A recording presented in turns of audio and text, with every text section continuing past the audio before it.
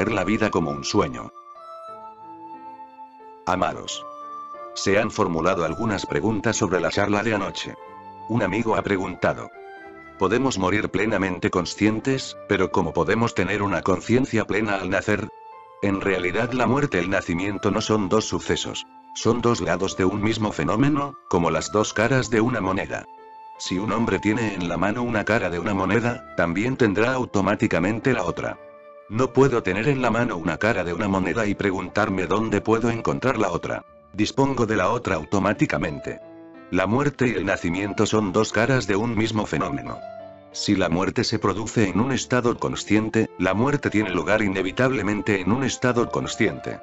Si la muerte se produce en un estado inconsciente, el nacimiento se produce también en estado de inconsciencia. Si la persona muere plenamente consciente en el momento de su muerte, también estará llena de conciencia en el momento de su nacimiento siguiente. Como todos morimos en estado de inconsciencia y nacemos en estado de inconsciencia, no recordamos nada de nuestras vidas anteriores. Pero el recuerdo de nuestras vidas anteriores siempre queda presente en algún rincón de nuestras mentes, y podemos revivir este recuerdo si lo deseamos. No podemos hacer nada directamente en relación con el nacimiento. Todo lo que podamos hacer estará relacionado únicamente con la muerte. No podemos hacer nada después de la muerte. Todo lo que podamos hacer debemos hacerlo antes de la muerte. La persona que muera en estado inconsciente no podrá hacer nada hasta que vuelva a nacer. No hay remedio. Seguirá inconsciente. Así pues, si vosotros habéis muerto en estado inconsciente, tendréis que nacer de nuevo en estado inconsciente. Lo que haya que hacer tendrá que hacerse antes de la muerte, pues disponemos de muchas oportunidades antes de la muerte. La oportunidad de toda una vida. Con esta oportunidad podemos hacer un esfuerzo por despertar. Sería, pues, un gran error esperar hasta el momento de la muerte para despertar. No podemos despertar en el momento de la muerte.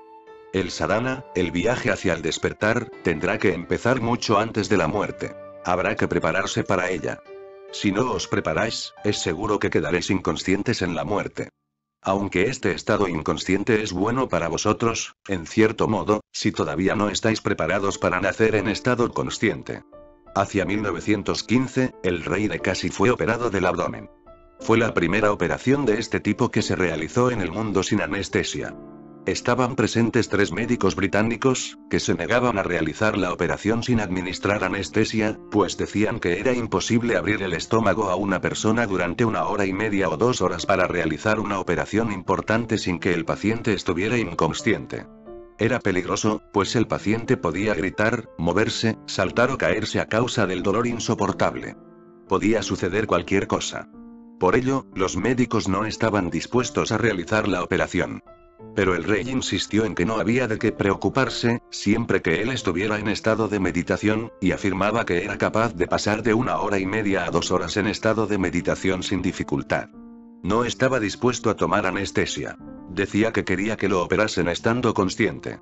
Pero los médicos desconfiaban. Creían que era peligroso hacer sufrir tal dolor a una persona consciente. Por fin, como no encontraban otra alternativa, los médicos le pidieron en primer lugar, a modo de experimento, que entrase en estado de meditación. Cuando él estuvo en ese estado, le hicieron un corte en la mano. Él ni siquiera tembló. Solo 2 horas más tarde se quejó de que le dolía la mano. Más tarde, realizaron la operación. Fue la primera vez en el mundo que unos médicos abrieron el estómago de un paciente durante 1 hora y media sin administrarle anestesia. Y el rey permaneció plenamente consciente durante toda la operación. Para alcanzar tal estado de conciencia es preciso practicar una meditación profunda. La meditación tiene que ser tan profunda que uno conozca plenamente, sin sombra de duda, que el yo y el cuerpo son independientes. La más mínima identificación con el cuerpo puede ser peligrosa. La muerte es la mayor operación quirúrgica de todas. Ningún médico ha realizado una operación tan grande. Pues en la muerte existe un mecanismo que trasplanta toda la energía vital, el prana, de un cuerpo físico a otro cuerpo físico. Nadie ha realizado una operación tan espectacular, ni nadie la realizará jamás. Podemos amputar una parte del cuerpo u otra, o trasplantar una parte en otra, pero en el caso de la muerte hay que tomar toda la energía vital de un cuerpo e introducirla en otro. La naturaleza ha procurado bondadosamente que nos quedemos plenamente inconscientes cuando se produce este fenómeno. Es por nuestro propio bien. quizás no fuésemos capaces de soportar tanto dolor. Es posible que el motivo por el que nos quedamos inconscientes es que el dolor de la muerte es insoportable. Nos interesa quedarnos inconscientes. La naturaleza no nos permite recordar el paso por la muerte. En todas las vidas repetimos casi los mismos errores que hemos repetido en nuestras vidas anteriores. Si fuésemos capaces de recordar lo que hicimos en las vidas anteriores, quizás no tropezaríamos con las mismas piedras. Y si fuésemos capaces de recordar lo que hicimos en nuestras vidas anteriores, ya no seríamos como somos ahora. Es imposible que siguiésemos siendo los mismos, pues hemos amontonado riquezas una y otra vez y en todas las ocasiones la muerte ha despojado de sentido a esas riquezas. Si fuéramos capaces de recordarlo, quizás no llevaríamos dentro la misma manía por el dinero que hemos llevado hasta ahora. Nos hemos enamorado 1000 veces, y hemos visto una y otra vez que, a la larga, no tenía sentido. Si fuéramos capaces de recordarlo, desaparecería nuestra manía de enamorarnos y de procurar que se enamoren de nosotros. Hemos sido miles y miles de veces ambiciosos, egoístas. Hemos alcanzado el éxito, el alto nivel social, y al final todo ha resultado inútil, todo ha quedado reducido a polvo. Si fuéramos capaces de recordarlo, es posible que nuestra ambición perdiera fuerza, y entonces no seríamos los mismos que somos ahora. Como no recordamos nuestras vidas anteriores, seguimos moviéndonos casi por un mismo círculo. El hombre no se da cuenta de que ya ha recorrido el mismo círculo muchas veces ni de que lo está volviendo a recorrer con la misma esperanza que lo ha impulsado antes. Después, la muerte frustra todas las esperanzas y vuelve a comenzar el círculo. El hombre se mueve en círculo, como el buey en una noria. Podemos salvarnos de este daño, pero necesitamos un gran nivel de conciencia y debemos experimentar continuamente. No podemos ponernos a esperar la muerte directamente, porque no es posible hacernos conscientes de pronto, en el transcurso de una operación tan importante, de un trauma tan grande. Tendremos que hacer experimentos poco a poco, con desgracias pequeñas, para descubrir cómo podemos ser conscientes mientras las pasamos. Por ejemplo, tenemos un dolor de cabeza. Al mismo tiempo nos volvemos conscientes y empezamos a sentir que tenemos un dolor de cabeza, no que la cabeza tiene un dolor. De modo que tendremos que experimentar con el pequeño dolor de cabeza y tendremos que aprender a sentir que el dolor está en la cabeza y yo soy consciente de él. Cuando el Swami Ram visitó América, a la gente le costaba mucho entenderlo al principio. Cuando el presidente de los Estados Unidos le hizo una visita, también se sintió confuso. Preguntó: ¿qué lengua es esa? Porque Ram solía hablar en tercera persona. No decía tengo hambre, sino que decía Ram tiene hambre, no decía me duele la cabeza, sino a Ram le duele mucho la cabeza. Al principio, a la gente le costaba mucho entenderlo. Por ejemplo, una vez dijo: anoche, Ram se estaba helando. Cuando le preguntaron de quién hablaba, respondió que hablaba de Ram. Cuando le preguntaron: ¿de qué Ram? Dijo, señalándose a sí mismo: de este Ram. El pobre se estaba helando de frío anoche. Nos reíamos y le preguntábamos: ¿cómo va el frío, Ram? Decía: Ram estaba paseando por la calle y algunas personas se pusieron a insultarlo. Nos reímos a carcajadas y dijimos: ¿qué te parecen los insultos, Ram? Si buscas honra, es fácil que te encuentres con insultos. Cuando le preguntaban: ¿de quién habla? ¿Quién es ese Ram? Se señalaba a sí mismo. Tendréis que empezar por hacer experimentos con desgracias de tipo menor. Os las encontraréis todos los días de la vida. Están presentes todos los días. No solo las desgracias. Tendréis que incluir también la felicidad en el experimento, porque es más difícil ser conscientes en la felicidad que en la desgracia. No es tan difícil conocer que nuestra cabeza y el dolor que hay en ella son dos cosas independientes, pero es más difícil conocer que el cuerpo es independiente, y la alegría de estar sano también es independiente de mí. Yo tampoco soy eso. Es difícil mantener este distanciamiento cuando estamos sanos, pues en los momentos de felicidad nos gusta estar próximos a esta. En los momentos de desgracia es evidente que nos gusta sentirnos independientes, apartados de ella. Si llegase a quedar claro que el dolor es independiente de nosotros, querríamos que siguiera así para estar liberados del dolor. Tendréis que experimentar el modo de manteneros conscientes tanto en la desgracia como en la felicidad. El que realiza tales experimentos suele provocarse desgracias para vivirlas. Este es, en esencia, el secreto de todo ascetismo. Es un experimento en el cual se sufre un dolor voluntario.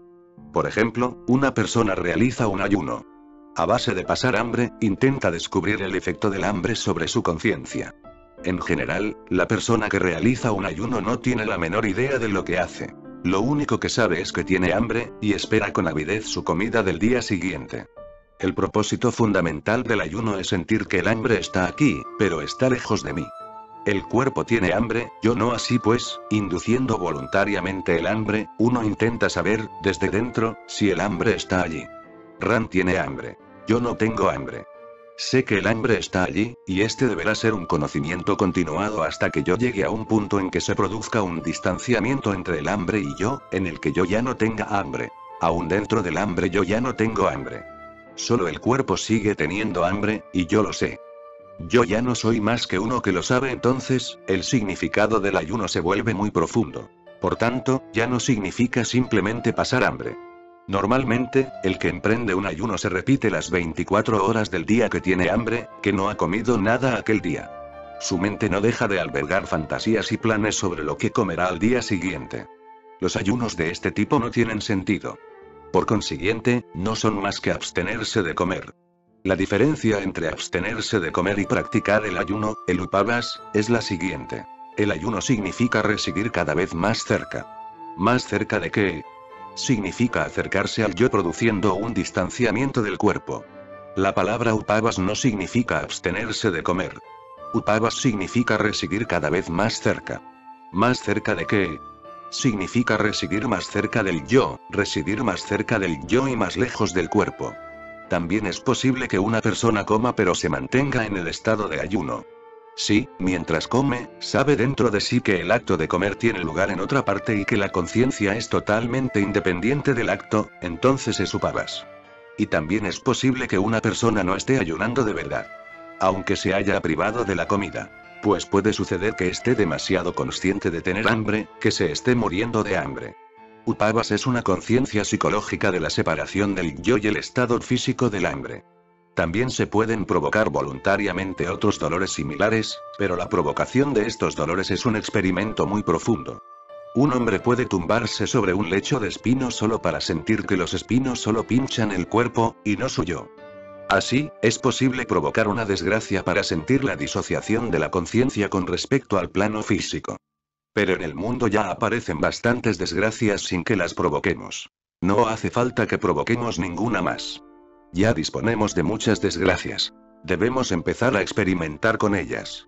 Las desgracias aparecen sin ser provocadas, en todo caso. Si podemos mantener la conciencia de que soy independiente de mi dolor durante la desgracia que viene sin ser provocada, entonces el sufrimiento se convierte en un sadhana, en una disciplina espiritual. Tendremos que seguir practicando este sadhana aún con la felicidad que se ha presentado por sí misma. Con el sufrimiento, es posible que consigamos engañarnos a nosotros mismos, porque nos gustaría creer que yo no soy el dolor. Pero, por lo que respecta a la felicidad, el hombre quiere identificarse con ella, porque ya cree que soy feliz.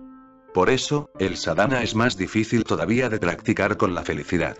En realidad, nada es más difícil que sentir que somos independientes de nuestra felicidad. En la práctica, al hombre le gusta sumergirse por completo en la felicidad y olvidarse que es independiente de ella. La felicidad nos inunda. La desgracia nos desconecta y nos separa del yo. Llegamos a creer, de algún modo, que nuestra identificación con el sufrimiento se debe únicamente a que no nos queda ninguna otra elección, pero damos la bienvenida a la felicidad con todo nuestro ser. Sed conscientes en el dolor que os llegue. Sed conscientes en la realidad que os llegue. Y, de vez en cuando, a modo de experimento, sed conscientes también en el dolor provocado, porque en él las cosas son un poco diferentes. Nunca podemos identificarnos plenamente con nada que nos provoquemos voluntariamente. El conocimiento mismo de que es algo provocado genera un distanciamiento. El huésped que se presenta en vuestra casa no es de la casa. Es un huésped. Del mismo modo, cuando provocamos el sufrimiento como huésped, ya es algo que está distanciado de nosotros. Caminando descalzos, y el dolor nos clava una espina en el pie. Es un accidente, y el dolor será abrumador. Este accidente desgraciado es diferente del que se produce cuando tomamos voluntariamente una espina y nos la clavamos en el pie, sabiendo en cada momento que nos estamos atravesando el pie con la espina y que estamos observando el dolor. No os digo que hagáis tal cosa, que os torturéis a vosotros mismos. Ya existen bastantes sufrimientos. Lo que quiero decir es lo siguiente. En primer lugar, estad atentos, tanto en el sufrimiento como en la felicidad. Más tarde, algún día, provocaos alguna desgracia y ved cuánto podéis distanciar de ella vuestra conciencia. Recordadlo. El experimento de provocar la desgracia es muy significativo, porque todo el mundo quiere provocar la felicidad, pero nadie quiere provocar la desgracia. Y lo interesante es que la desgracia que no deseamos viene por sí misma, y que la felicidad que buscamos no llega nunca. Aun cuando llega por casualidad, se queda fuera de nuestra puerta. La felicidad a la que llamamos no llega nunca, mientras que la felicidad que no pedimos nunca entra en casa por sí sola. Cuando una persona hace acopio de la fuerza suficiente para provocarse la desgracia, eso quiere decir que es tan feliz que puede provocarse una desgracia. Es tan bienaventurado que no le resulta difícil provocarse una desgracia. Ahora puede pedir a la desgracia que venga y que se quede. Pero este no es un experimento muy profundo. Mientras no estemos preparados para emprender tal experimento, debemos intentar ser conscientes de todo sufrimiento que nos llegue por sí mismo. Si nos hacemos más y más conscientes cada vez que nos crucemos con la desgracia, haremos acopio de la capacidad suficiente para mantenernos conscientes incluso cuando nos llegue la muerte. En ese momento la naturaleza nos permitirá que permanezcamos despiertos también en la muerte. La naturaleza sabe que si el hombre es capaz de permanecer consciente en el dolor, también puede mantenerse consciente en la muerte. Nadie es capaz de mantenerse consciente en la muerte sin preparación, sin haber vivido una experiencia previa de ese tipo. Hace algunos años murió un hombre llamado P.G. Ouspensky. Era un gran matemático ruso. Es la única persona que ha realizado en este siglo una amplia serie de experimentos relacionados con la muerte. 3 meses antes de morir cayó gravemente enfermo. Los médicos le recomendaron que guardase cama, pero, a pesar de ello, realizó un trabajo tan increíble que resulta inimaginable. No dormía por las noches, viajaba, caminaba, corría, siempre estaba moviéndose.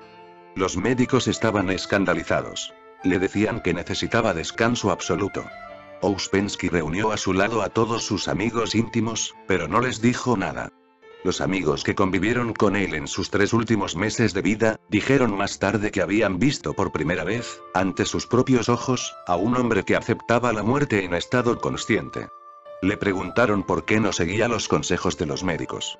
Ouspensky respondió: quiero conocer el dolor de todo tipo, no sea que el dolor de la muerte sea tan grande que me deje inconsciente.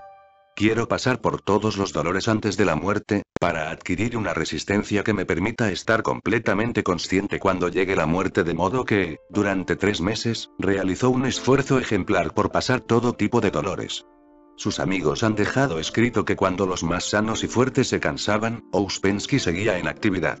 Los médicos insistían en que necesitaba reposo absoluto, pues de lo contrario podía sufrir grandes daños, pero él no hacía caso. La noche en que murió Ouspensky, no dejaba de pasearse por su habitación. Los médicos que lo examinaron anunciaron que sus piernas ya no tenían la fuerza necesaria para andar. Pero él siguió caminando toda la noche.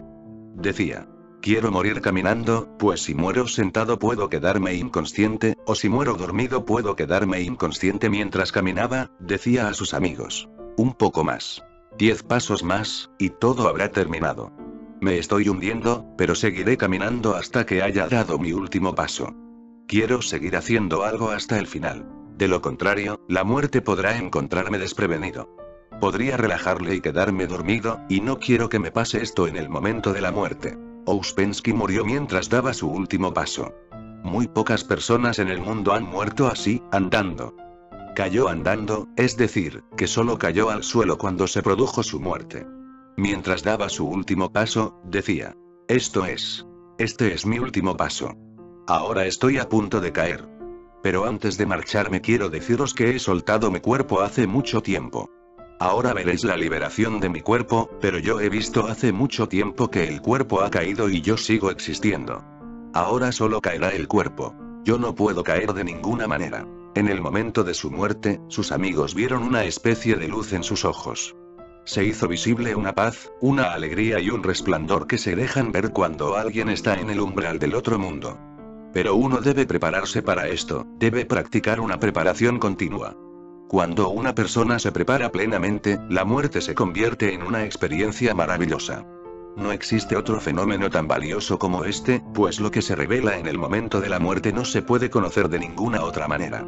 Entonces, la muerte parece una amiga, pues solo cuando acontece la muerte, y no antes, podemos conocer que somos un organismo vivo. Recordadlo. Cuanto más oscura es la noche, más brillan las estrellas. Cuando las nubes son oscuras, el rayo destaca sobre ellas como un hilo de plata. Del mismo modo, el centro mismo de la vida se manifiesta con toda su gloria cuando la muerte en su plenitud nos rodea por todas partes, y no antes.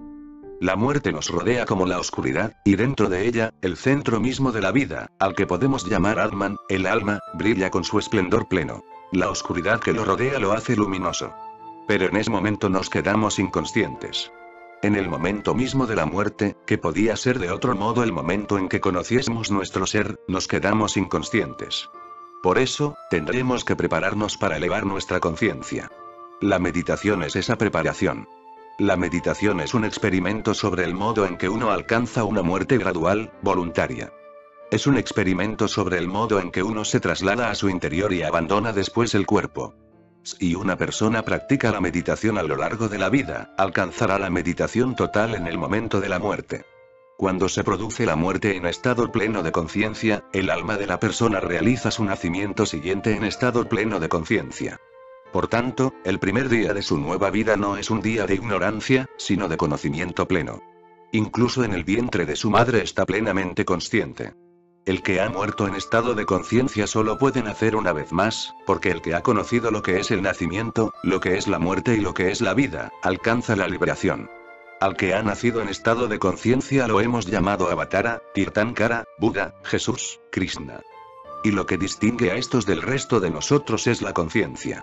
Ellos están despiertos y nosotros estamos dormidos. Por haber nacido conscientemente, este se convierte en su último viaje sobre la tierra.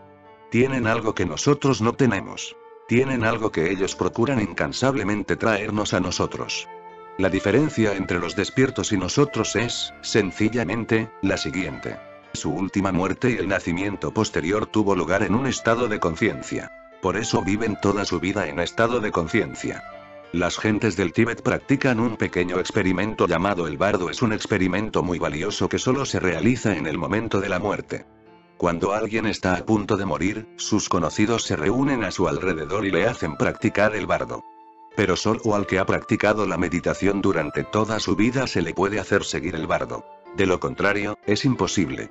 En el experimento del bardo, en cuanto muere la persona, se le indica desde el exterior que debe mantenerse plenamente despierta. Se le dice que siga observando lo que pasa a continuación, pues muchas veces pasan en ese estado cosas que la persona que está muriendo no es capaz de comprender. No es fácil entender a primera vista los fenómenos nuevos. Si una persona es capaz de mantenerse consciente tras la muerte, durante cierto tiempo no sabrá que está muerta. Solo llegará a saber con seguridad que está muerta cuando los demás se lleven su cadáver y se dispongan a incinerarlo en la pira funeraria. Pues, en realidad, nada muere dentro. Solo se produce un distanciamiento. Este distanciamiento no se ha conocido nunca en vida. La experiencia es tan nueva que no es posible comprenderla por una definición convencional.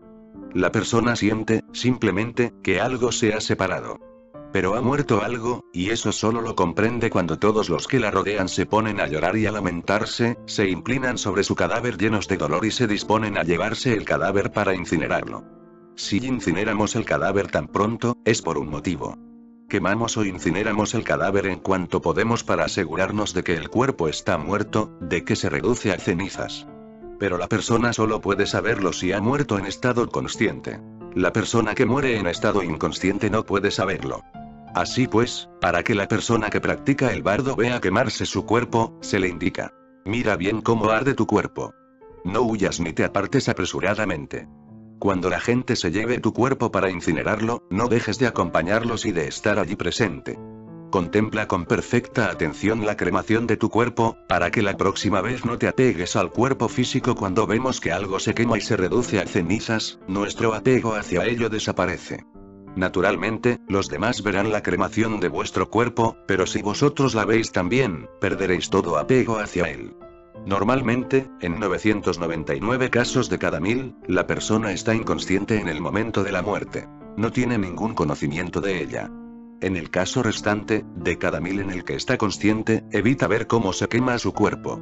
Huye del lugar de la cremación. Por eso, en el bardo se le dice: mira, no te pierdas la oportunidad. Observa la cremación de tu cuerpo. Contémplala de una vez por todas. Mira cómo se destruye por completo aquello con lo que has estado identificado tu yo. Mira cómo se reduce completamente a cenizas, para que en tu próximo nacimiento recuerdes quién eres. En cuanto la persona muere, entra en un mundo nuevo del que no sabemos nada. Ese mundo puede parecernos temible y terrorífico porque no es semejante ni distinto de ninguna de nuestras vivencias. En realidad, no tiene relación alguna con la vida en la Tierra. Enfrentarse a este mundo nuevo es más temible que lo que tendría que pasar un hombre que se encontrase en un país desconocido, donde no conociera a nadie, ni entendiera la lengua ni las costumbres. Evidentemente, se sentirá muy perturbado y confuso. El mundo en el que vivimos es un mundo de cuerpos físicos. Cuando dejamos este mundo comienza el mundo incorpóreo, un mundo que no hemos conocido nunca. Y este mundo puede darnos miedo, porque es diferente de cualquiera de nuestras vivencias. En nuestro mundo, por extraño que sea el lugar donde estemos, por diferentes que sean de nosotros los habitantes y sus modos de vida, siempre existirá un vínculo entre ellos y nosotros. Es un mundo de seres humanos. Entrar en el mundo de los espíritus incorpóreos puede ser una experiencia increíblemente terrorífica. Normalmente, la pasamos en un estado inconsciente, por lo cual no la advertimos. Pero el que pasa por ella en estado consciente sufre grandes dificultades. Por eso, en el bardo se intenta explicar a la persona qué tipo de mundo será, qué pasará allí, con qué seres se encontrará. Solo los que han practicado la meditación profunda pueden ser guiados a lo largo de este experimento. De otro modo, es imposible. Últimamente he tenido frecuentemente la impresión de que podemos realizar el experimento del bardo, en una manera u otra, con nuestros amigos que practican la meditación. Pero esto solo es posible cuando han entrado en la meditación profunda. De lo contrario, ni siquiera serían capaces de oír lo que se les dice. No serían capaces de oír lo que se les dice en el momento de la muerte, ni de seguir lo que se les explica. Para seguir lo que se dice se necesita una mente muy silenciosa y muy vacía. Cuando la conciencia empieza a desvanecerse y a desaparecer, y cuando empiezan a desatarse todos los vínculos terrenales, solo una mente muy silenciosa es capaz de oír los mensajes que se transmiten desde este mundo. Si no es muy silenciosa, no será capaz de oírlos. Recordarlo. Esto solo se puede hacer con respecto a la muerte. Nada puede hacerse con respecto al nacimiento. Pero cualquier cosa que hagamos con respecto a la muerte afectará también, en consecuencia, a nuestro nacimiento. Nacemos en el mismo estado en que morimos. El que ha despertado elige libremente un vientre. Esto demuestra que nunca elige nada ciega e inconscientemente. Elige a sus padres, del mismo modo que el hombre rico elige la casa donde vive. El pobre no puede elegir casa a su gusto. Necesitamos de cierta capacidad para poder elegir. Necesitamos de cierta capacidad para comprar una casa. El pobre nunca elige su casa. Podríamos decir, en realidad, que la casa elige al pobre. Una casa pobre elige a un inquilino pobre. El millonario decide dónde quiere residir, cómo ha de ser el jardín, dónde han de estar situadas las puertas, las ventanas, si la luz del sol ha de entrar por el este o por el oeste, cómo debe estar dispuesta la ventilación, qué amplitud ha de tener la casa y lo decide todo. El que ha despertado elige un vientre para sí mismo. Esa es su decisión. Los personajes como Mahavira o Buda no nacen en cualquier parte ni en cualquier momento. Nacen después de considerar todas las posibilidades. ¿Cómo será el cuerpo y qué padres lo concebirán? ¿Cómo será la energía y qué poder tendrá esta? ¿De qué facilidades dispondrá? Nacen después de estudiar todo esto. Tienen claro lo que han de elegir, dónde deben ir. Desde el día en que nacen viven la vida que han elegido. La alegría de vivir una vida elegida por uno mismo es completamente diferente, pues la libertad comienza por tener una vida elegida por nosotros mismos. No puede haber una alegría del mismo tipo en una vida que se nos entrega, pues entonces se convierte en servidumbre. En estos casos, simplemente somos empujados a la vida, y entonces lo que suceda, sucede. La persona no influye para nada al respecto. Si se hace posible tal despertar, entonces se puede hacer, decididamente, esa elección. Si el nacimiento mismo sucede por elección nuestra, entonces podemos vivir el resto de nuestras vidas a nuestra elección. Así pues, podemos vivir como un Jivan Mukta. El que muere en estado despierto nace en estado despierto, y entonces vive su vida en estado de liberación. Oímos con frecuencia la palabra Jivan Mukta, aunque quizás no sepamos lo que quiere decir. Jivan Mukta es el que nace en estado despierto. Solo esa persona puede ser un Jivan Mukta. La persona que no lo es puede trabajar toda su vida por conseguir la liberación, pero solo puede alcanzar la liberación en su vida siguiente. No será libre en esta vida. Para ser Jivan Mukta en esta vida, la persona debe disponer de la libertad de elegir desde el día mismo de su nacimiento. Y esto solo es posible cuando la persona ha alcanzado la conciencia plena en el momento de la muerte al final de su vida anterior. Pero esto no es lo que nos ocupa de momento. La vida está aquí. Todavía no ha llegado la muerte, de momento. Ha de llegar con seguridad. Nada es más seguro que la muerte. Podemos dudar de otras cosas, pero no cabe duda alguna con respecto a la muerte. Algunas personas dudan de Dios. Otras dudan del alma, pero jamás habréis conocido a nadie que dude de la muerte. Es inevitable. Ha de venir con toda seguridad. Ya está en camino. Se aproxima más y más a cada instante. Podemos aprovechar los momentos que nos quedan antes de la muerte para despertar. La meditación es una técnica que conduce a ese fin. En estos 3 días intentaré ayudaros a comprender que la meditación es la técnica que conduce a ese mismo despertar. Un amigo ha preguntado, ¿qué relación hay entre la meditación y el Hati Smaran, el recuerdo de las vidas anteriores? Hati Smaran significa, el método para recordar las vidas anteriores es una manera de recordar nuestras existencias pasadas. Es una forma de meditación. Es una aplicación concreta de la meditación. Por ejemplo, alguien podría preguntarnos, ¿en qué se diferencia un río de un canal? Le responderíamos que el canal es una aplicación concreta del río. Bien planeado, controlado y sistematizado. El río es caótico, incontrolado. También llegará a alguna parte, pero su destino es incierto. El destino del canal está garantizado. La meditación es como un río grande. Llegará al mar. Es seguro que ha de llegar al mar. La meditación con toda seguridad os llevará hasta Dios. Pero también existen otras aplicaciones intermedias de la meditación. Estas aplicaciones intermedias pueden llevarse, como pequeños afluentes, a los canales de la meditación. El Hati Smaran es uno de estos métodos auxiliares de meditación. También podemos canalizar el poder de la meditación hacia nuestras vidas anteriores. La meditación no es más que centrar la atención. Pueden existir aplicaciones en las que uno centra su atención sobre un objeto dado, y una de estas aplicaciones es el Hati Smaran. Centrarse en los recuerdos, en estado latente, de las vidas anteriores. Recordadlo. Los recuerdos no se borran jamás. Un recuerdo siempre se queda en estado latente, o sale a la luz. Pero el recuerdo en estado latente parece borrado. Si yo os pregunto qué hicisteis el 1 de enero del año 1950, no seréis capaces de responderme. Eso no quiere decir que no hayáis hecho nada en ese día. Pero, de pronto, el día 1 de enero de 1950 parece un vacío total. No pudo estar vacío. Estuvo lleno de actividad. Pero hoy parece un vacío. Del mismo modo, el día de hoy se convertirá también en un vacío mañana. Dentro de 10 años no quedará ningún rastro del día de hoy.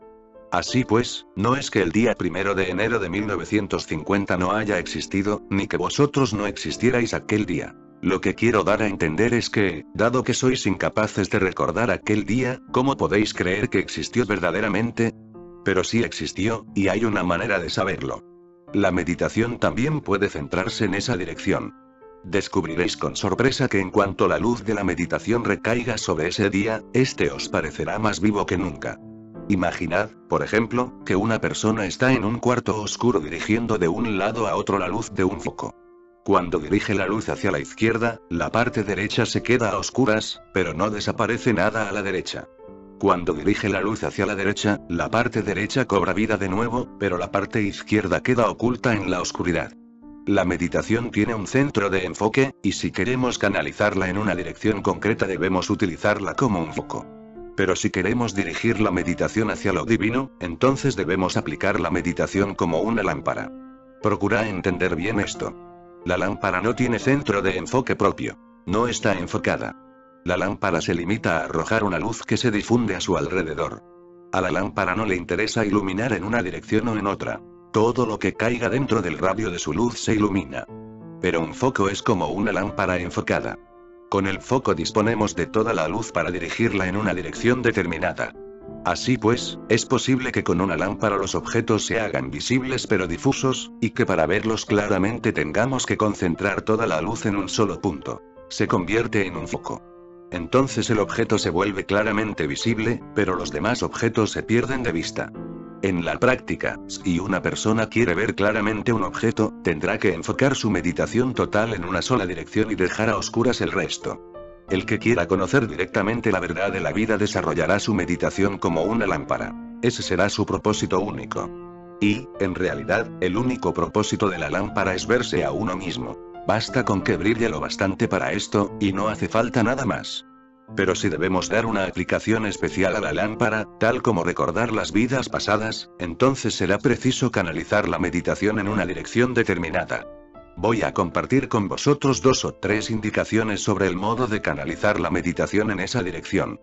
No os daré todas las indicaciones porque lo más probable es que a muy pocos de vosotros os interese aplicarlas, y si a alguno le interesa puede hablar personalmente conmigo, en la descripción dejaré mi contacto. Citaré, pues, 2 o 3 indicaciones que en realidad no os permitirán experimentar con el recuerdo de las vidas anteriores, pero que os darán ciertas nociones. No lo expondré todo porque no es recomendable para todos experimentar con esta idea. Por otra parte, este experimento puede poneros en peligro en muchos casos. Voy a contaros un incidente para que os quede claro lo que os digo. Una profesora estuvo practicando la meditación conmigo durante 2 o 3 años. Ella insistía mucho en experimentar con el Hati Smaran, en conocer su vida anterior. Yo la ayudé a realizar el experimento. Pero también le advertí de que sería mejor que no lo realizase hasta que no hubiera desarrollado plenamente su meditación, de lo contrario podía ser peligroso. Los recuerdos de una sola vida ya son difíciles de soportar por sí solos. Si los recuerdos de las 3 o 4 vidas anteriores salvan la barrera e inundan a la persona, ésta puede volverse loca. Por eso, la naturaleza ha dispuesto las cosas de tal manera que siempre olvidamos el pasado. La naturaleza nos ha provisto de la capacidad de olvidar más de lo que recordamos, para que nuestra mente no tenga una carga mayor de la que puede soportar. La carga mayor solo se puede soportar cuando ha aumentado la capacidad de nuestra mente, y si el peso de estos recuerdos recae sobre nosotros antes de haber aumentado esta capacidad, entonces empiezan los problemas. Pero ella insistía. No tenía en cuenta mis consejos y emprendió el experimento. Cuando la invadió por fin la inundación de los recuerdos de su vida anterior, vino corriendo a verme hacia las 2 de la madrugada. Estaba hecha un lío. Estaba muy angustiada. Me dijo: esto tiene que parar de alguna manera. No quiero ver nunca ese aspecto de las cosas, pero no es tan fácil detener la marea de los recuerdos cuando se ha desbordado. Es muy difícil cerrar la puerta cuando la han tirado abajo. La puerta no solo se abre, sino que se rompe. Aquello duró unos 15 días. Solo al cabo de ese tiempo cesó la oleada de recuerdos. ¿Cuál era el problema? Aquella señora solía afirmar que era muy piadosa, que era una mujer de virtud impecable. Cuando se encontró con el recuerdo de su vida anterior, en la que había sido una prostituta, y cuando empezaron a salir a la luz las escenas de su prostitución, todo su ser se estremeció. Toda su moralidad sobre su vida presente se trastornó.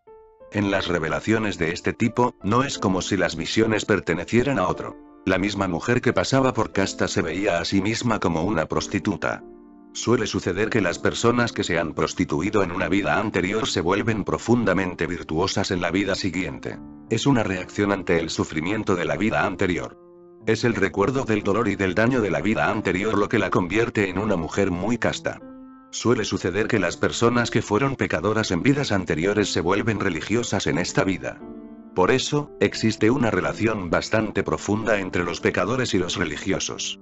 Suele producirse una reacción de este tipo, y ello se debe a que lo que llegamos a conocer nos hace daño y, por ello, nos pasamos al extremo opuesto.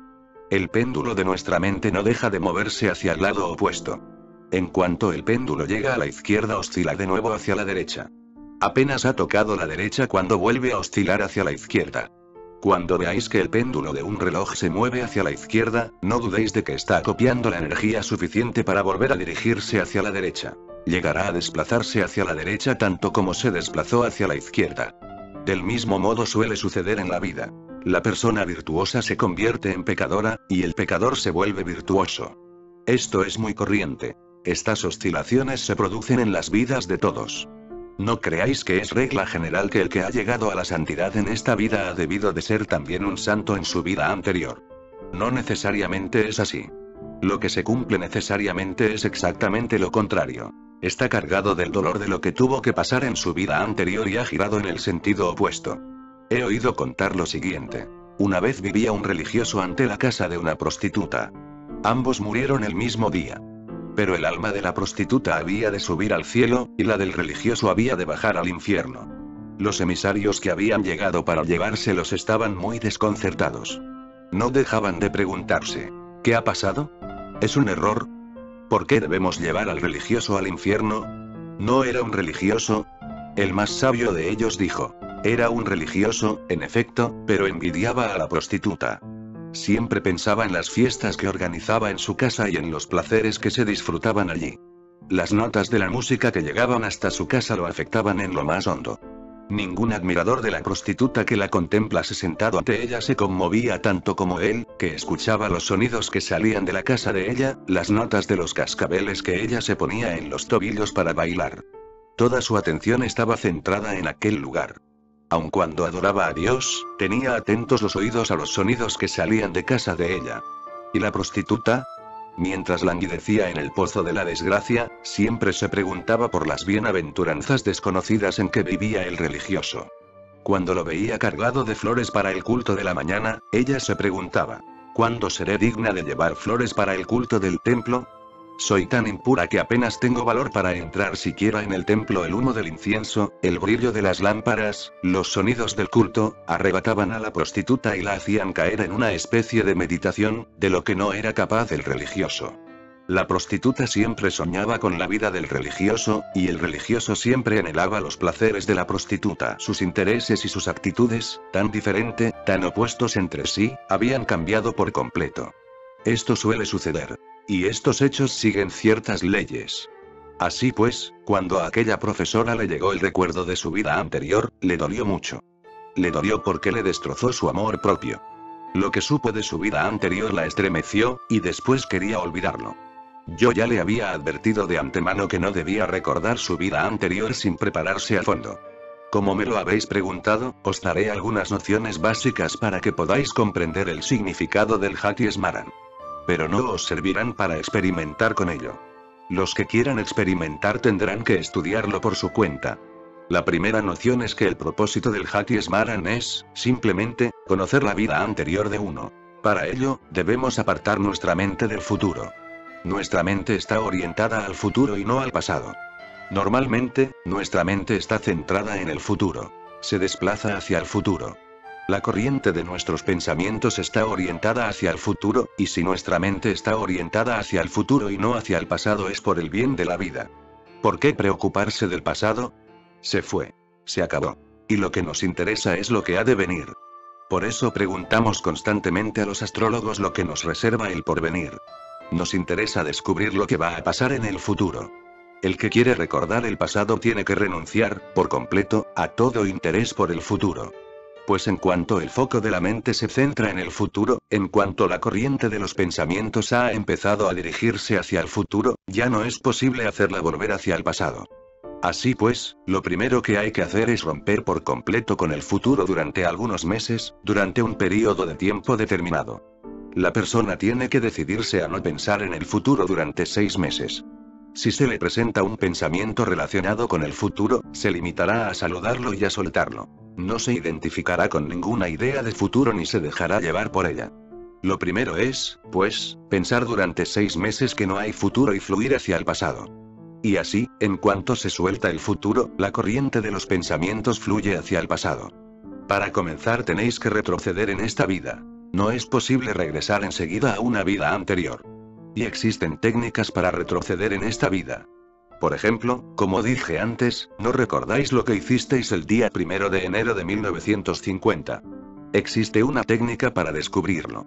Si entráis en la meditación que os he indicado, al cabo de 10 minutos, cuando la meditación se haya hecho más profunda, cuando el cuerpo esté relajado, la respiración esté relajada, la mente esté tranquila, entonces dejad que lo único que os quede en la mente sea la pregunta: ¿qué pasó el 1 de enero de 1950?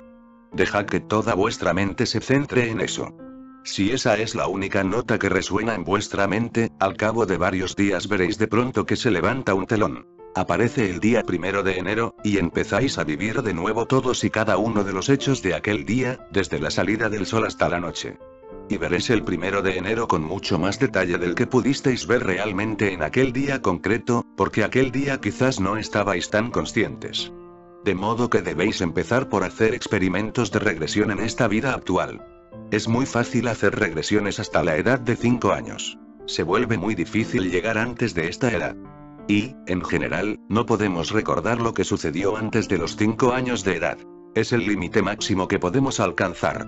Algunas personas pueden recordar hasta su 3er año de vida. Pero más allá se vuelve extremadamente difícil. Se levanta como una barrera ante la entrada y todo se bloquea.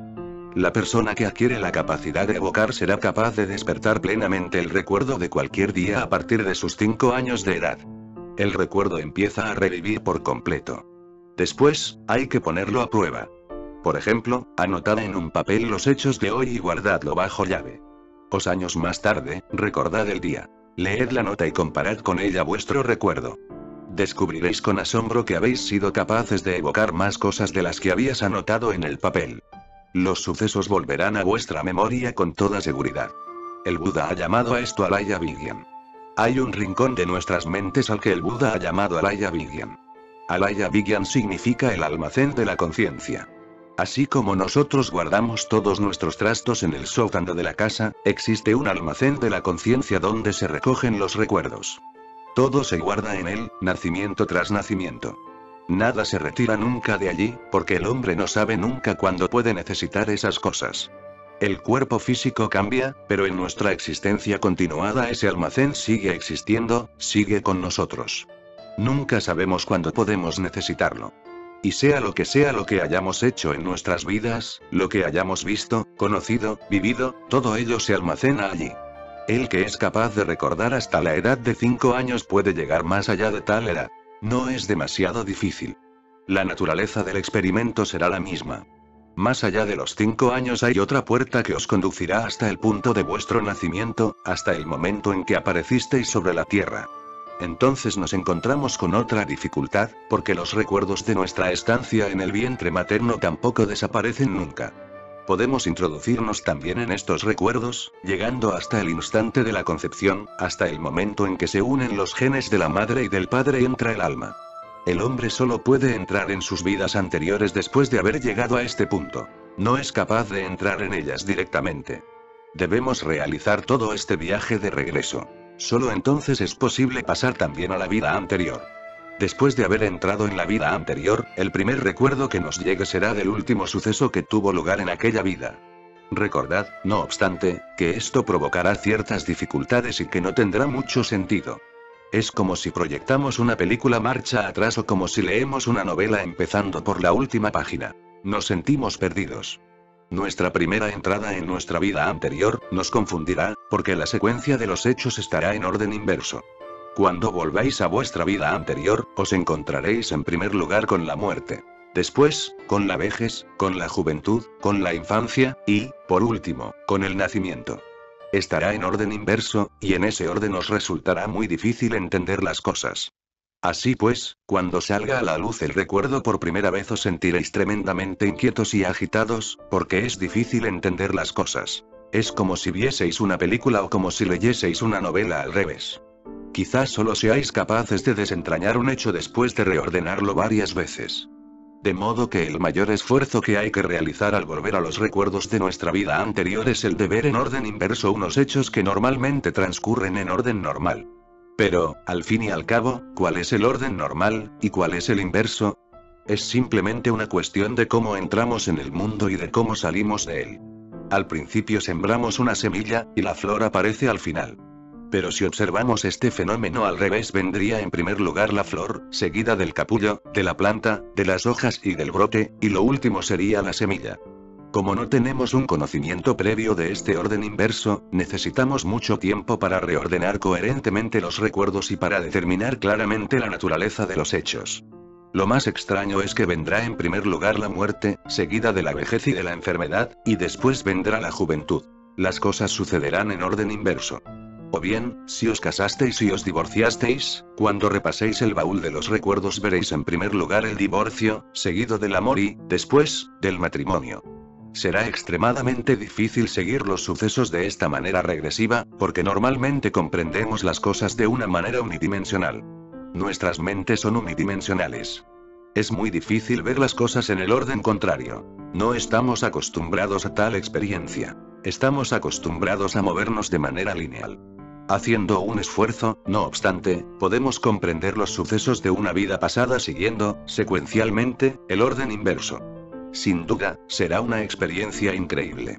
Repasar los recuerdos siguiendo este orden inverso será una experiencia sorprendente, porque al ver en primer lugar el divorcio, después el amor y después el matrimonio quedará claro inmediatamente que el divorcio era inevitable.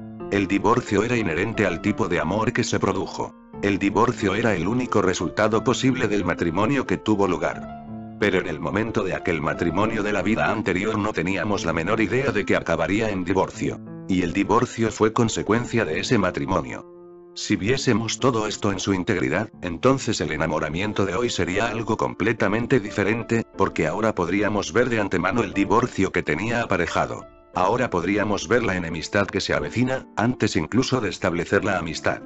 El recuerdo de la vida anterior dará la vuelta por completo a nuestra vida actual, porque ya no seréis capaces de vivir como vivisteis en vuestra vida anterior. En vuestra vida anterior tenías la opinión, e incluso ahora persiste esa opinión, de que el éxito y la felicidad grande se conseguían a base de labrar una fortuna. Lo que veréis primero en vuestra vida anterior será vuestro estado de infelicidad, antes de que veáis cómo ganasteis esa fortuna. Así veréis claramente que el hecho de ganar una fortuna, en lugar de ser una fuente de felicidad, os condujo en realidad a la infelicidad. Y veréis que la amistad os condujo a la enemistad. Que lo que tomabais por amor se convirtió en odio, y que lo que creías que era una unión se convirtió en separación. Entonces veréis por primera vez las cosas en su perspectiva correcta, con su trascendencia completa. Y estas consecuencias cambiarán vuestra vida, cambiarán por completo el modo en que vivís ahora. Será una situación completamente diferente. He oído contar que un hombre fue a visitar a un monje y le dijo: le agradecería mucho que me aceptase como discípulo. El monje se negó. El hombre le preguntó por qué no quería tomarlo como discípulo. El monje respondió: en mi nacimiento anterior tuve discípulos que se convirtieron más tarde en enemigos míos.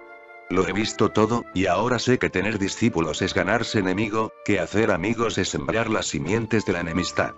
Ahora no quiero ganarme enemigos, para lo cual no tengo ningún amigo. Sé que basta con estar solo. Acercarnos a una persona equivale, en cierto modo, a alejarla de nosotros. El Buda ha dicho que el encuentro con lo que nos agrada produce alegría, y que la despedida de lo que no nos agrada también produce alegría. Que la despedida del ser querido que amamos nos produce dolor. Y que el encuentro con el ser no querido también nos produce dolor. Así se creía y así se entendía. Pero más tarde llegamos a comprender que aquel al que llamamos el ser querido puede convertirse en el ser no querido, y que aquel al que considerábamos el ser no querido puede convertirse en el ser querido. Así, con la evocación de los recuerdos pasados, las situaciones existentes cambiarán radicalmente. Se verán desde un punto de vista completamente diferente. Estas evocaciones son posibles, aunque no son ni necesarias ni inevitables. Y en algunas ocasiones estos recuerdos también pueden aparecer de improviso cuando practicamos la meditación. Si los recuerdos de las vidas pasadas llegan a presentarse de pronto, sin estar practicando ningún experimento, simplemente, en vuestra meditación normal, no os intereséis demasiado por ellos. Limitaos a mirarlos, a ser testigo de ellos. Pues, normalmente, la mente es incapaz de soportar de pronto una turbulencia tan grande. Si uno intenta aguantarla, corre el claro peligro de volverse loco. Una vez me trajeron a una niña que tenía unos 11 años y que, inesperadamente, había recordado 3 de sus vidas anteriores. No había experimentado con nada. Pero a veces se producen errores. Este fue un error por parte de la naturaleza, y no una bendición que ésta otorgase a la niña. De algún modo, la naturaleza se había equivocado en su caso. Es como si alguien tuviera 3 ojos o 4 brazos. Es un error. 4 brazos serían mucho más débiles que 2 brazos. 4 brazos no podrían funcionar tan bien como 2. El cuerpo con 4 brazos sería más débil, no más fuerte. De modo que la niña, de 11 años, recordaba 3 vidas anteriores, y su caso se estudió mucho. En su última vida anterior había vivido a unos 130 kilómetros de donde yo vivo ahora, y en aquella vida había muerto a los 60 años de edad. Las personas con las que vivió entonces viven ahora en mi ciudad, y ella los reconocía a todos. Entre una multitud de millares de personas fue capaz de reconocer a sus antiguos parientes. A su propio hermano, a sus hijas, a sus nietos, a sus hijas y a sus yernos. Fue capaz de reconocer a sus parientes lejanos y a contar muchas cosas de ellos que ellos mismos habían olvidado. Su hermano mayor vive todavía. Tiene en la frente la cicatriz de una herida pequeña. Yo pregunté a la niña si sabía algo acerca de aquella cicatriz. La niña se rió y dijo, ni siquiera mi hermano lo sabe. Que él te diga cuándo y cómo se hizo aquella herida. El hermano no era capaz de recordar cuándo se había hecho la herida. Dijo que no tenía la menor idea. La niña dijo, el día de su boda, mi hermano se cayó del caballo del cortejo nupcial. Tenía entonces 10 años. Los ancianos del pueblo confirmaron el relato, pues recordaban que, en efecto, el hermano se había caído del caballo. Y el hombre no recordaba aquel suceso.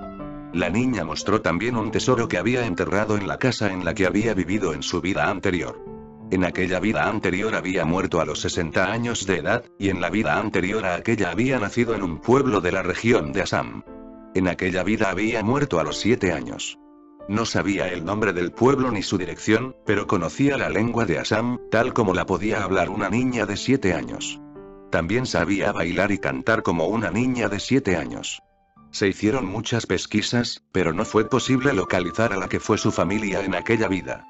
La niña tiene una experiencia vital de un total de 67 años, además de sus 11 años en esta vida. Tiene los ojos de una mujer de 65 a 78 años, aunque en realidad solo tiene 11 años. No puede jugar con las niñas de su edad, porque se siente demasiado vieja.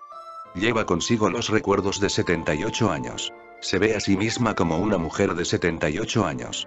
No puede ir a la escuela porque, a pesar de que tiene 11 años, le parece que el maestro podría ser su hijo.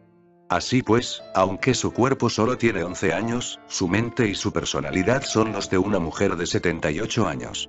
No es capaz de jugar ni de divertirse como hacen las niñas. Solo le interesan las cosas serias de las que suelen hablar las ancianas. Sufre mucho. Está llena de tensión. Su cuerpo y su mente no están en armonía. Se halla en una situación muy triste y dolorosa. Yo recomendé a sus padres que me trajeran a la niña y que me permitiesen ayudarla a olvidar los recuerdos de sus vidas anteriores. Así como existe un método para recuperar los recuerdos, también existe una manera de olvidarlos. Pero todo aquel asunto encantaba a sus padres. Acudían multitudes a ver a la niña. Empezaban a venerarla. A los padres no les interesaba que ella se olvidase del pasado. Les advertí que la niña se volvería loca, pero ellos no hicieron caso. Hoy está al borde de la locura, pues no es capaz de soportar la carga de tantos recuerdos. Otro problema es que no hay manera de casarla. Le resulta difícil pensar en casarse cuando, en realidad, se siente como una anciana de 78 años. En ella no hay armonía de ninguna clase. Su cuerpo es joven, pero su mente es vieja. Es una situación muy difícil. Pero esto fue un accidente. También vosotros podéis atravesar esta frontera con un experimento. Pero no es necesario viajar en esta dirección, aunque los que lo deseen pueden experimentar. Pero antes de pasar al experimento es esencial que practiquen la meditación profunda para que sus mentes puedan volverse tan silenciosas y tan fuertes que, cuando las inunde la marea de los recuerdos, puedan aceptarlos como simples testigos. Cuando una persona es capaz de presenciar las cosas como un simple testigo, sus vidas anteriores no le parecen más que sueños. Entonces no lo atormentan los recuerdos. No significan para él nada más que los sueños. Cuando uno consigue evocar las vidas anteriores y le empiezan a parecer como sueños, también su vida actual comienza a parecerle inmediatamente un sueño.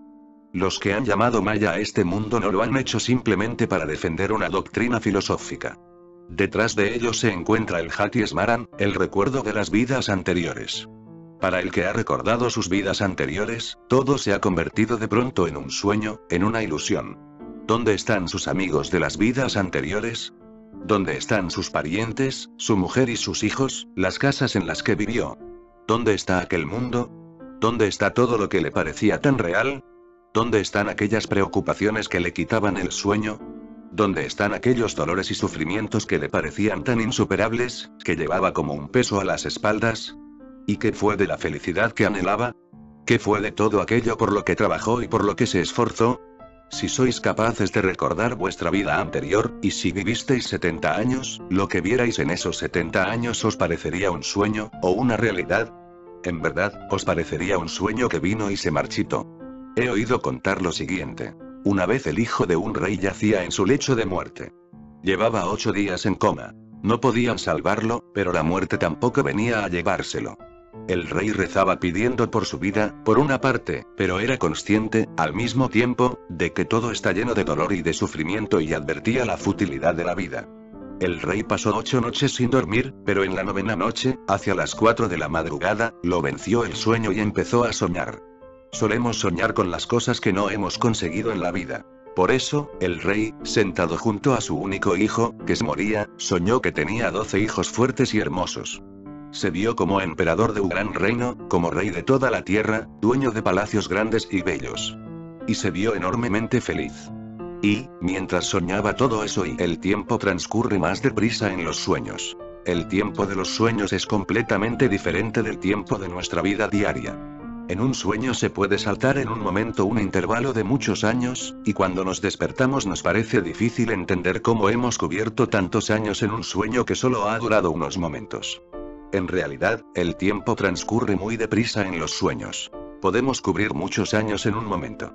Así pues, mientras el rey soñaba con sus 12 hijos y con las lindas esposas de estos, con sus palacios y con su gran reino, el príncipe enfermo, que tenía 12 años, murió. La reina dio un grito, y el sueño del rey quedó interrumpido bruscamente. El rey se despertó, asustado. La reina, entristecida, le preguntó: ¿por qué pareces tan asustado? ¿Por qué no tienes lágrimas en los ojos? ¿Por qué no dices nada? El rey respondió: no, no estoy asustado. Estoy confuso. Me enfrento a un gran dilema.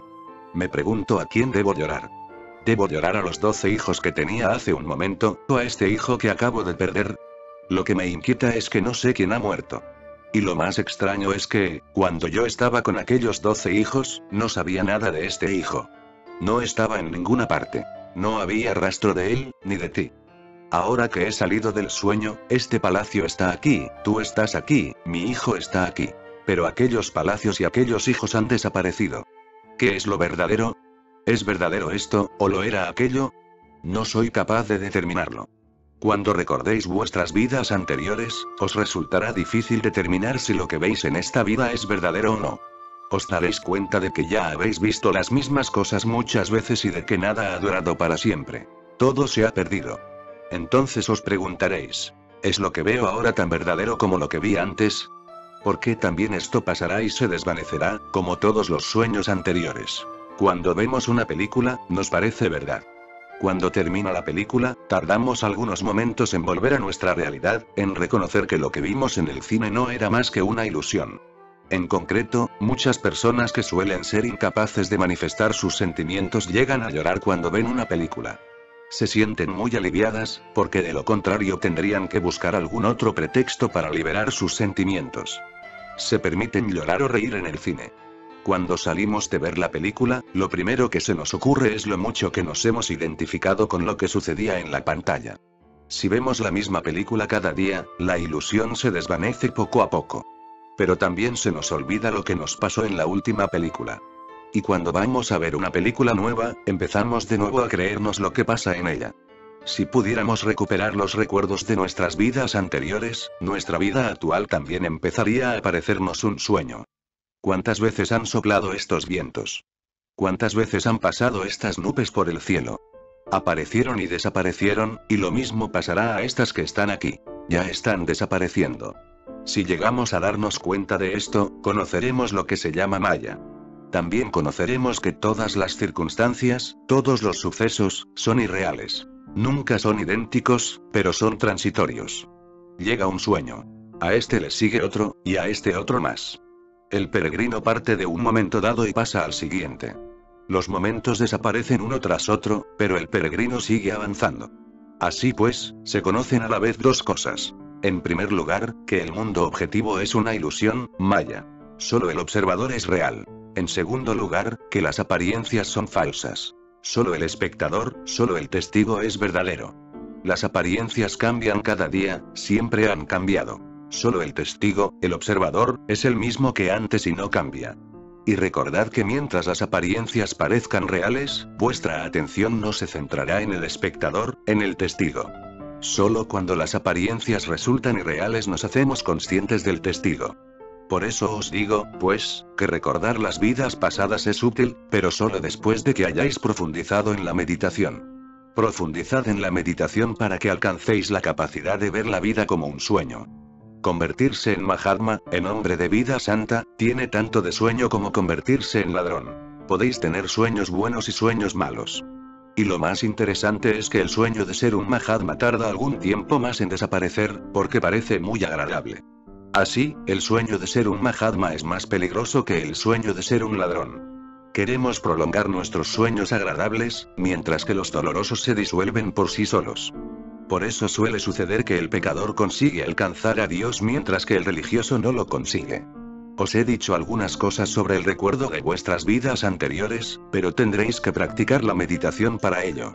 Vamos a empezar a entrar dentro de nosotros mismos desde hoy mismo. Solo entonces podemos estar preparados para lo siguiente. Sin esta preparación es difícil entrar en las vidas anteriores. Imaginaos, por ejemplo, una casa grande con bodegas subterráneas. Si un hombre que está fuera de la casa quiere entrar en la bodega, tendrá que entrar en la casa primero, pues a la bodega se accede desde dentro de la casa. Nuestras vidas anteriores son como bodegas. En cierta época vivimos allí, y después las abandonamos. Ahora vivimos en otra parte. Pero ahora estamos en el exterior de la casa. Para desvelar los recuerdos de las vidas anteriores tenemos que entrar en la casa. Esto no tiene nada de difícil, de incómodo ni de peligroso. Otro amigo ha preguntado. Un amigo mío, que es yogi, afirma que en su vida anterior fue un gorrión. ¿Es posible esto? Es posible que en transcurso de su evolución una persona haya sido un animal en una ocasión, pero no puede nacer de nuevo como animal. En el proceso de la evolución no podemos retroceder. Es imposible el retroceso. Es posible avanzar desde la forma del nacimiento anterior, pero no es posible retroceder desde una forma avanzada de nacimiento. En este mundo no se vuelve atrás. No hay posibilidad de ello. Solo hay dos caminos. O avanzamos, o nos quedamos donde estamos. No podemos retroceder. Es como cuando un escolar aprueba el primer grado y pasa al segundo grado. Pero, si suspende, se queda en el primer grado. Del mismo modo, si suspende el segundo grado podemos dejarlo allí, pero de ninguna manera podemos llevarlo de nuevo al primer grado. Nosotros podemos quedarnos en una especie durante mucho tiempo o avanzar a la especie siguiente, pero no podemos retroceder a una especie inferior a la que estábamos. Es posible, verdaderamente, que una persona haya sido antes un animal o un pájaro. Debe haberlo sido. Pero es otra cosa saber cuánto tiempo pasó en aquella especie. Si profundizamos en nuestras vidas anteriores, seremos capaces de evocar las especies por las que hemos pasado hasta ahora. Podemos haber sido un animal, un pájaro, un pequeño gorrión y especies cada vez inferiores. Alguna vez habremos sido seres tan inertes que resultaría difícil encontrar en nosotros algún indicio de conciencia. También las montañas están vivas, pero apenas tienen conciencia. Son inertes en un 99% y solo tienen un 1% de conciencia. Cuando va evolucionando la vida, crece la conciencia y decrece el componente inerte. La divinidad es un 100% de conciencia. La diferencia entre divinidad y materia es una cuestión de porcentajes. La diferencia entre la divinidad y la materia es una cuestión de cantidad y no de calidad. Por eso, la materia puede llegar a convertirse en Dios. No es extraño ni difícil aceptar que un ser humano haya podido ser un animal en su vida anterior. Lo verdaderamente sorprendente es que, a pesar de ser humano, nos comportemos como animales. No tiene nada de sorprendente que en alguna vida anterior todos hayamos sido animales, pero aún siendo humanos nuestro nivel de conciencia puede ser tan bajo que podemos parecer humanos solo a nivel físico. Si observamos nuestras tendencias parece que, aunque ya no somos animales, tampoco nos hemos convertido todavía en seres humanos. Parece que nos hemos quedado atascados en un punto intermedio. En cuanto se presenta la oportunidad, no perdemos tiempo en volver de nuevo al nivel de los animales. Imaginad, por ejemplo, que vais caminando por la calle como caballeros y que llega un tipo y os da de puñetazos y os insulta. Inmediatamente, el caballero que hay en vosotros se retira y os encontráis manifestando al mismo animal interior que debéis haber sido en alguna vida anterior. Si escarbáis un poco por debajo de la superficie, asoma la bestia que hay dentro. Y sale a relucir con tanta violencia que uno se pregunta si aquella persona fue alguna vez un ser humano. Nuestro estado de ser actual contiene todo lo que hemos sido antes. Existen estratos y estratos de todos los estados que hemos atravesado en el pasado. Si excavamos un poco dentro, podemos llegar a los estratos interiores de nuestro ser. Podemos llegar, incluso, al estado en que fuimos una piedra. También este constituye un estrato interior. Muy dentro de nosotros somos todavía piedras. Por eso, cuando alguien nos lleva a la fuerza a este estrato, nos comportamos como piedras, podemos obrar como piedras. También podemos comportarnos como animales. De hecho, así lo hacemos. Lo que tenemos por delante no son más que nuestras potencialidades. No son estratos. Aunque algunas veces damos un salto y tocamos estas potencialidades, volvemos a caer al suelo. Podemos ser dioses algún día, pero de momento no lo somos. Tenemos la potencialidad de volvernos divinos, pero lo que somos ahora está compuesto de lo que hemos sido en el pasado. Hay, pues, dos cosas. Si excavamos dentro de nosotros, nos encontramos con nuestros diversos estados pasados del ser. Y si somos arrastrados hacia adelante en la cadena de los nacimientos, conocemos los estados que tenemos por delante. Pero, del mismo modo que cuando damos un salto, despegamos del suelo por un segundo, pero volvemos a caer a tierra al cabo de un momento, algunas veces saltamos de nuestro estado animal y nos convertimos en seres humanos, pero después volvemos a caer en aquel mismo estado. Si lo observáis con cuidado, veréis que en un período de 24 horas solo somos verdaderos seres humanos de vez en cuando y en momentos determinados. Y todo esto lo sabemos demasiado bien. Debéis de haber observado a los mendigos. Siempre van a pedir por la mañana. Nunca van al caer la tarde, porque es casi imposible que al caer la tarde alguien siga siendo un ser humano. El mendigo espera que la persona sea un poco humana por la mañana, cuando se haya levantado descansada tras un buen sueño, fresca y alegre. No espera ninguna caridad al caer la tarde, porque sabe lo que ha tenido que pasar la persona a lo largo del día. La oficina, el mercado, los tumultos y las manifestaciones, los periódicos y los políticos.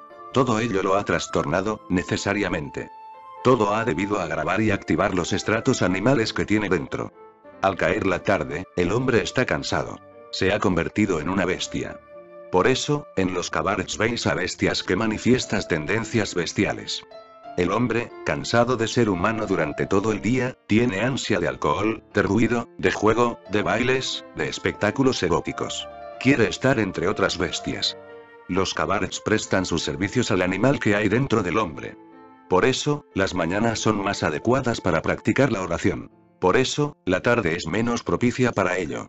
En todos los templos suenan las campanas por la mañana. Por la noche se abren las puertas de los cabarets, de los casinos, de los espectáculos. Las prostitutas no pueden recibir clientes por la mañana. Solo reciben a sus clientes de noche.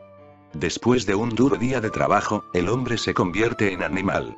Por eso, el mundo de la noche es diferente al mundo del día. La mezquita llama a la oración por la mañana, y el templo hace sonar sus campanas por la mañana. Existe cierta esperanza de que el hombre, recién despierto por la mañana, se vuelva hacia Dios. Hay menos esperanza de que le pase esto a un hombre que está cansado, al anochecer. Por el mismo motivo, existen grandes esperanzas de que los niños se vuelvan hacia Dios, pero hay menos esperanza para los viejos. Están en el crepúsculo de sus vidas. La vida ya ha debido de quitarles todo. Por eso, debemos emprender el viaje en cuanto podamos, tan de mañana como podamos. Ya caerá la tarde por sí misma. Pero si ya hemos emprendido el viaje por la mañana, es más probable que, al caer la tarde, también nos encontremos en el templo. Nuestro amigo tiene razón, pues, al preguntarse si es posible que una persona haya podido ser un animal o un ave en su vida anterior. Pero lo que debemos procurar es no seguir siendo pájaros ni bestias en esta vida. Antes de pasar a la meditación, vamos a comprender algunas cosas. En primer lugar, debéis dejaros llevar completamente. Si os retraéis aunque solo sea un poco, eso será un obstáculo para la meditación. Dejaos llevar como si estuvieseis muertos, como si os hubieseis muerto de verdad. Hay que aceptar la muerte como si ya hubiera llegado, como si hubiera muerto todo lo demás y nos estuviésemos hundiendo cada vez más hondo, dentro de nosotros. Ahora solo sobrevivirá lo que sobrevive siempre. Soltaremos todo lo demás que pueda morir. Por eso he dicho que este es un experimento con la muerte. Este experimento tiene 3 partes. La primera es la relajación del cuerpo. La segunda es la relajación de la respiración. La tercera es la relajación del pensamiento. El cuerpo, la respiración y el pensamiento. Hay que soltar lentamente los 3. Os ruego que os separéis los unos de los otros. Es posible que alguien se caiga. Por eso, separaos un poco unos de otros. Retrasaos un poco o avanzad un poco, pero procurad no sentaros demasiado cerca unos de otros. De lo contrario, tendrías que estar siempre pendientes de no caeros encima de alguien. Cuando el cuerpo se queda suelto, puede caer hacia adelante o hacia atrás. Nunca se sabe. Solo podéis estar seguros de ello mientras lo sujetáis. Cuando dejéis de sujetar vuestro cuerpo, este se caerá automáticamente. Cuando aflojéis vuestra sujeción desde dentro, ¿quién sujetará el cuerpo? Lo normal es que se caiga. Y si no dejáis de preocuparos de evitar que se caiga, os quedaréis donde estáis. No seréis capaces de entrar en la meditación. Así, cuando vuestro cuerpo esté a punto de caer, consideradlo como una bendición. Dejadlo enseguida. No lo sujetéis, pues si lo sujetáis os impediréis a vosotros mismos pasar hacia adentro. Y no os enfadéis si alguien se cae sobre vosotros. Dejadlo. Si alguien recuesta su cabeza sobre vuestro regazo durante algún tiempo, dejadlo. No os molestéis. Ahora, cerrad los ojos. Cerradlos suavemente. Relajad el cuerpo. Dejadlo completamente suelto, como si no hubiera vida en él.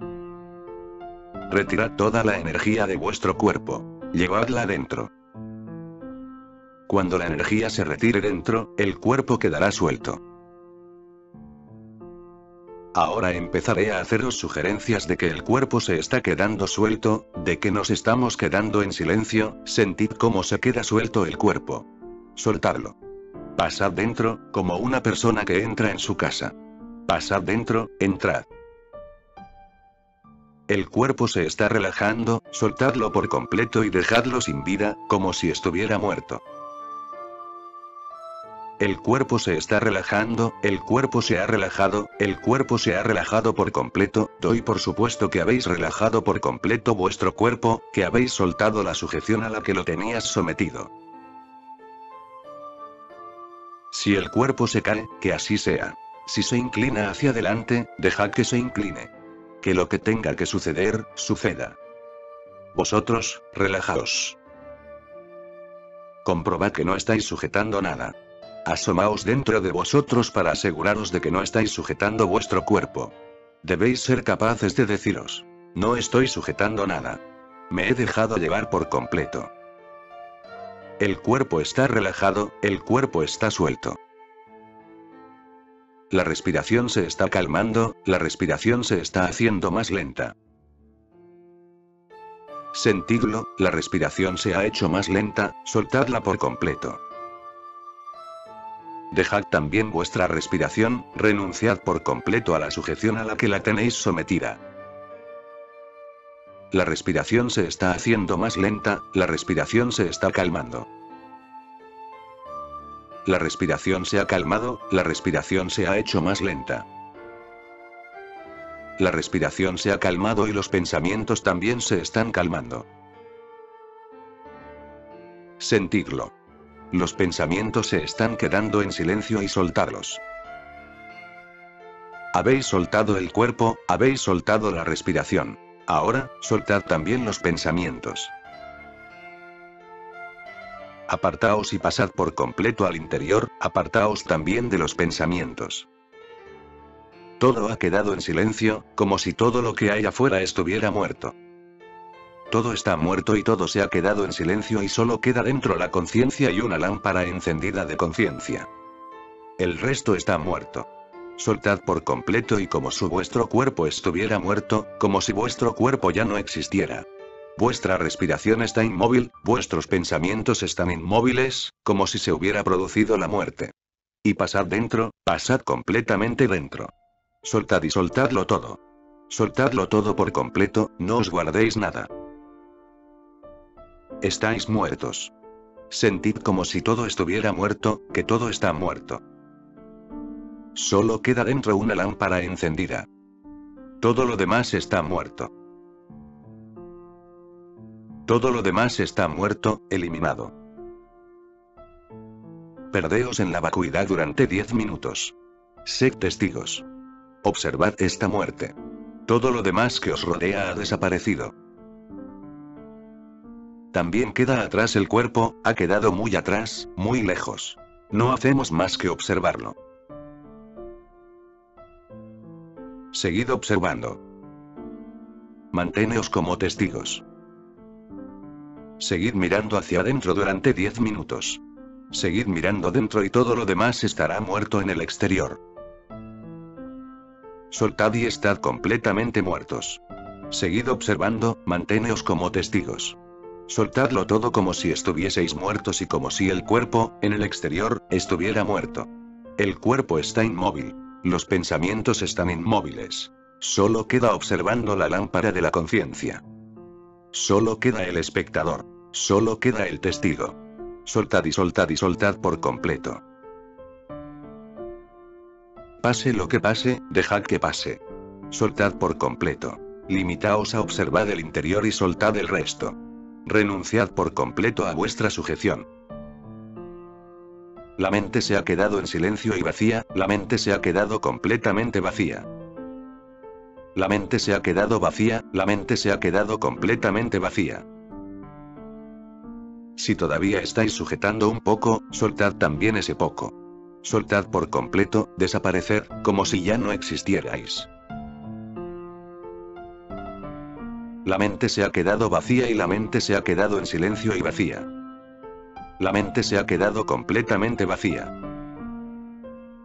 Seguid mirando dentro con atención. Todo se ha quedado en silencio. El cuerpo queda atrás, queda muy atrás. La mente queda muy atrás. Solo arde una lámpara de conciencia. Solo queda encendida la luz. Ahora, respirad despacio varias veces.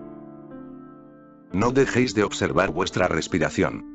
Con cada respiración, el silencio se hará más profundo. Respirad despacio varias veces y seguid mirando dentro. Manteneos también como testigos de la respiración. La mente se quedará todavía más en silencio y respirad despacio varias veces, y después abrid los ojos suavemente. Si alguien se ha caído, que respire hondo primero y se levante despacio después. No os apresuréis si sois incapaces de levantaros. No os apresuréis si os resulta difícil abrir los ojos. Respirad hondo primero, y después abrid los ojos despacio y levantaos muy suavemente. No hagáis ningún movimiento brusco. Ni al levantaros ni al abrir los ojos. Nuestra sesión matutina de meditación ha terminado.